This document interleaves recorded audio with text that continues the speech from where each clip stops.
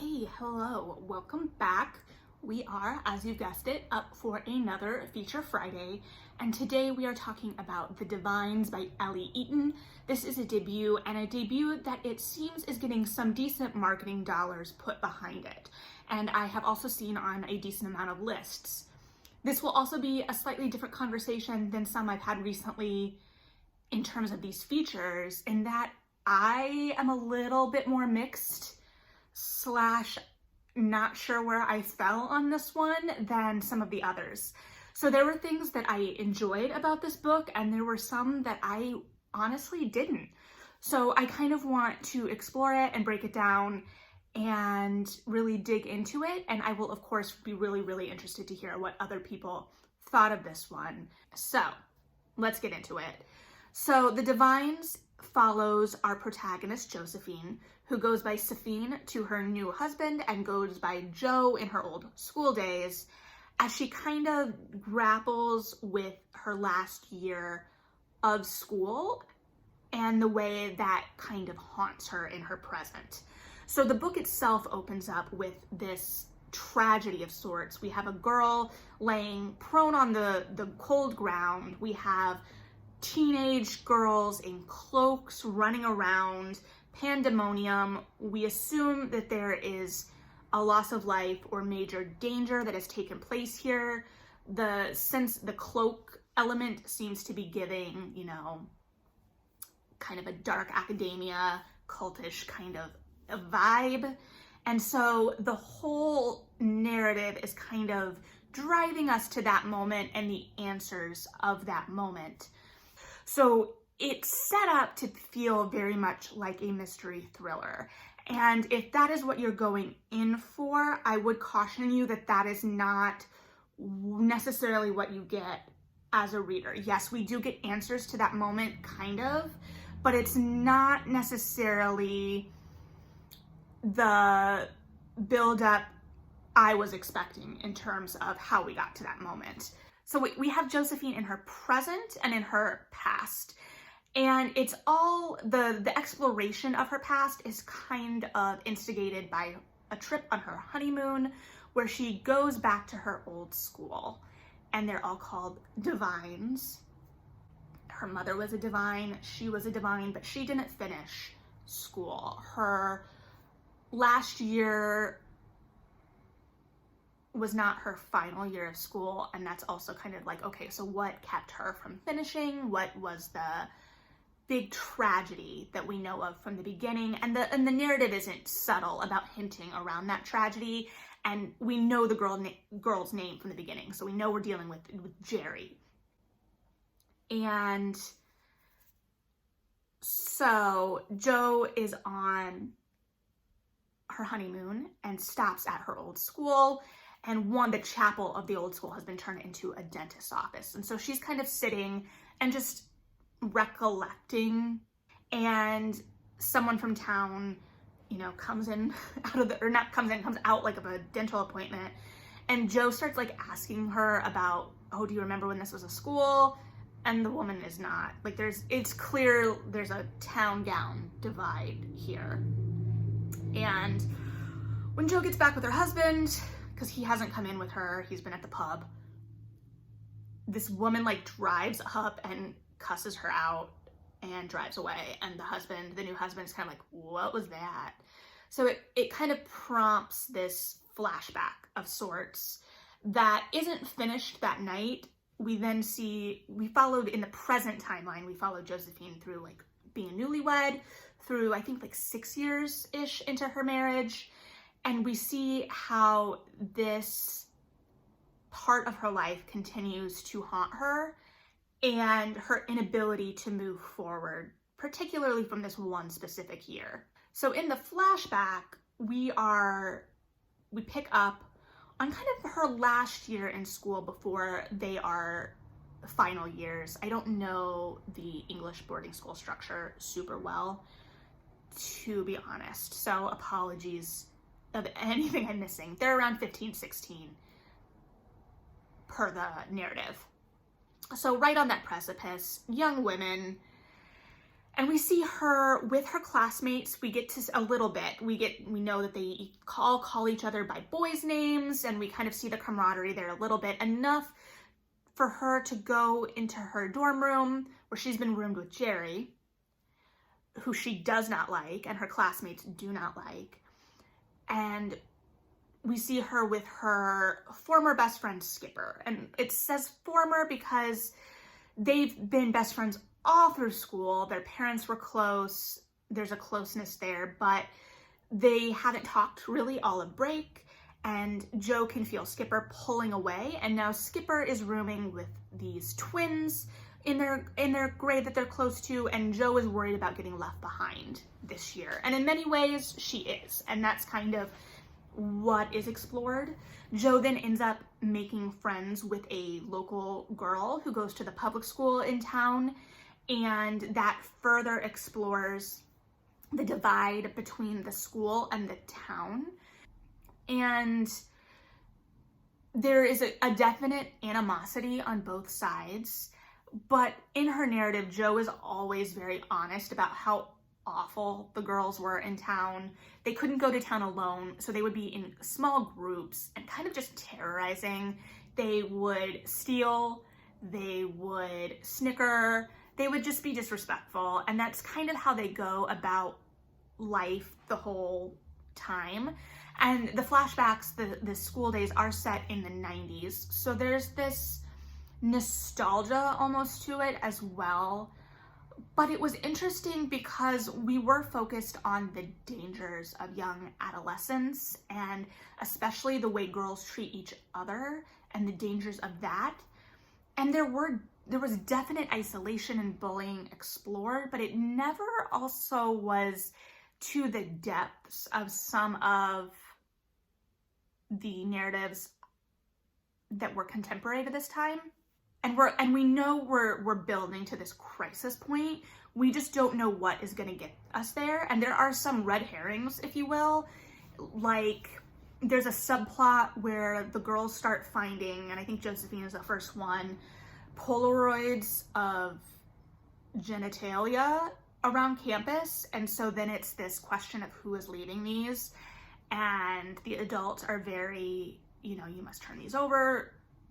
We have to get to the bottom of this. And the girls are a little bit, it's something to talk about with them. And it's this violation, but it's also scandalous. And there's this hoarding of knowledge, and there is this rumor mill. We see how the rumor mill works and the viciousness of the rumor mill, especially with Jerry, who is a competitive ice skater, and they start rumors of her with her coach. We never find out much about that. We see the awfulness of them to each other, but there are also no victims. So Jerry, in the sense that Jerry is probably the most obvious victim of the piece. She's bullied pretty mercilessly, but the narrative never lets her simply be a victim, because we also see her behaving pretty badly,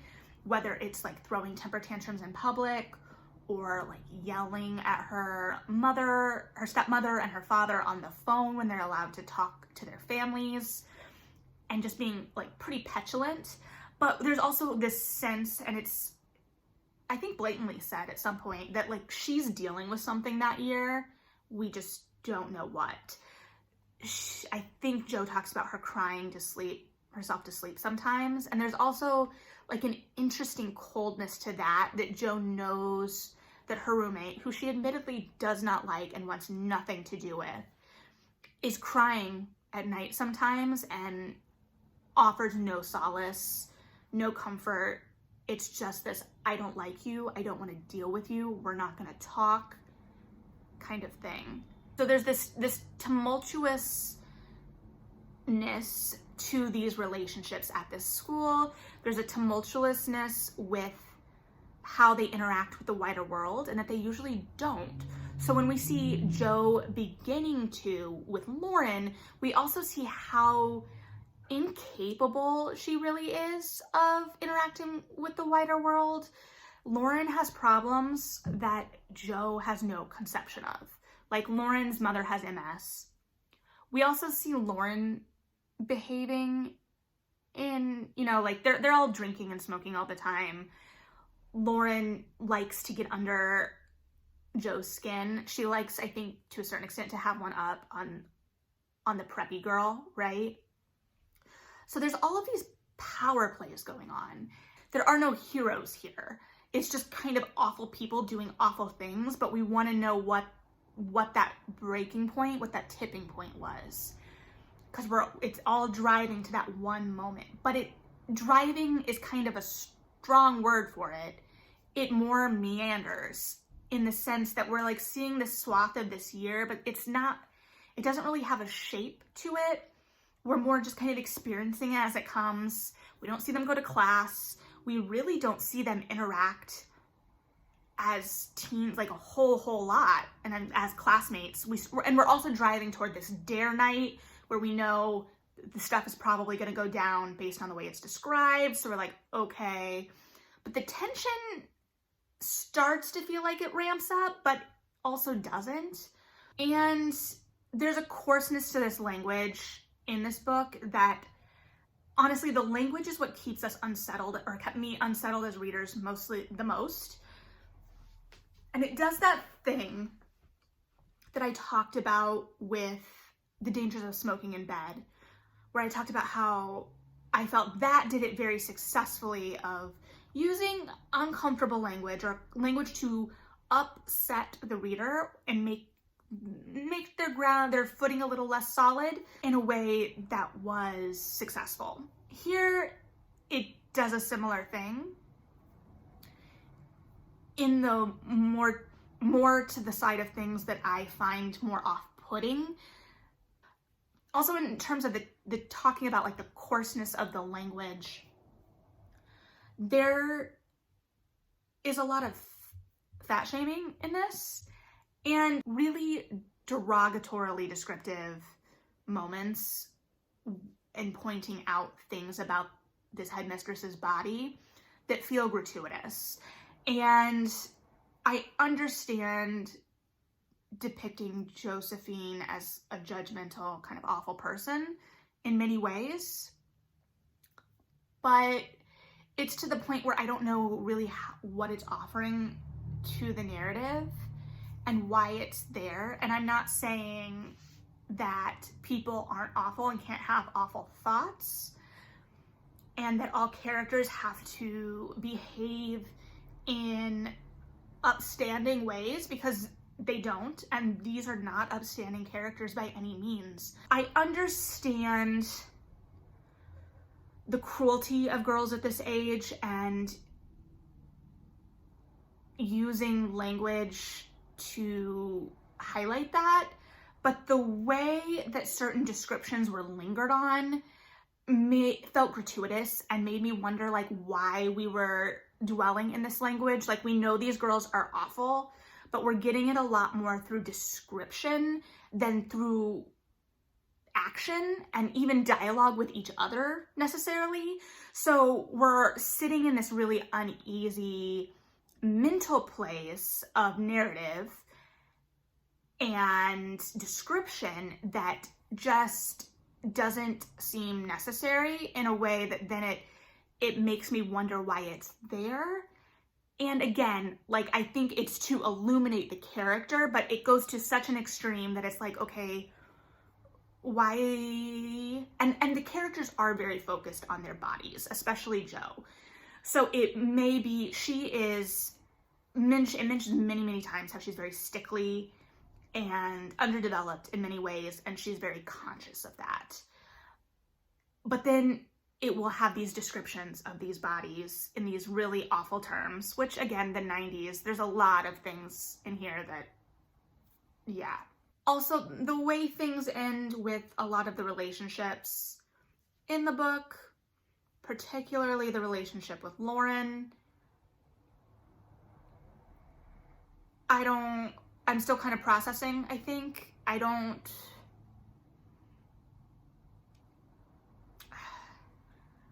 think the narrative was fair to anyone in this book, and I think that the end tried to complicate it a little bit, in the sense that I think it tried to view like, okay, we have this protagonist who we've been viewing everything through their eyes the whole book, and now we're going to complicate and see that maybe she wasn't just the victim. But the narrative never sets her up as just the victim, so it doesn't really feel like it tracks, and then we don't get answers on some of the people that actually we may care about as readers. So we're seeing things through the eyes of kind of this person who isn't owed answers about these characters, so it makes sense that we're not going to get them. But then as readers, we're kind of just left with this awful person.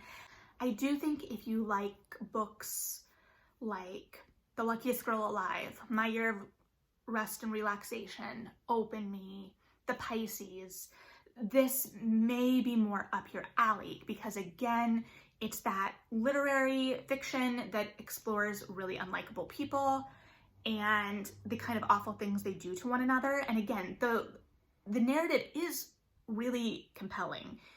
It is readable. It puts us in that time and place. What I do think that this book is exploring at its heart is both our perceptions of reality and how our perceptions can shape reality, especially when we're thinking of things like memory. We know that memories are highly unreliable and generally shaped by our own notions and preconceptions. So we are seeing everything through a very specific lens here, and there is an attempt at the end of the book especially to upset that notion and that lens, both in the contemporary timeline and in the way things are revealed in the historical timeline. So there are things at play. I may not always like where they have left me, but I know for others that has worked extremely well for them as a reader. So if you've read this, I would be very interested to hear your thoughts. I think that this is one that is gonna be a little polarizing for people, but I do foresee it being on a lot of lists. And again, it's putting you on edge on purpose. It's a matter of whether we think the payoff makes what it's doing worth it. And there are some plot points and descriptions that I would argue aren't. But again, that's my perception. So let me know what you think. Let's dig into it. I'll be really interested to hear people talking about this one. Again, I could be in the minority here. I don't know, but I definitely don't regret my time reading it. I think that it was engaging and interesting. I just was trying to figure out the pieces. So let me know what you thought, and we'll talk to you soon. All right, bye.